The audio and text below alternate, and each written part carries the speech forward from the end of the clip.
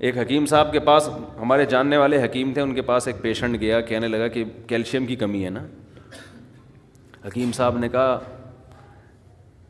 اچھا نسخے بڑے خاندانی ہوتے ہیں بعضوں کے پاس، لیکن وہ کون بنائے بیٹھ کے.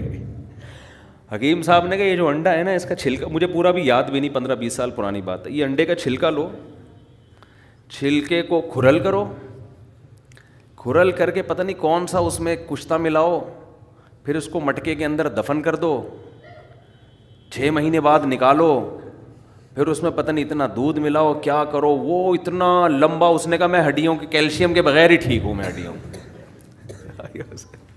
سمجھ رہے. لیکن بہرحال بیاض کبیر نام کی ایک کتاب ہے حکمت پر، ہندوستان میں لکھی گئی ہے، بہت خاندانی کتاب ہے. اس سے آپ کو اندازہ ہوگا کہ حکیموں کی ریسرچ کتنی ہوا کرتی تھی.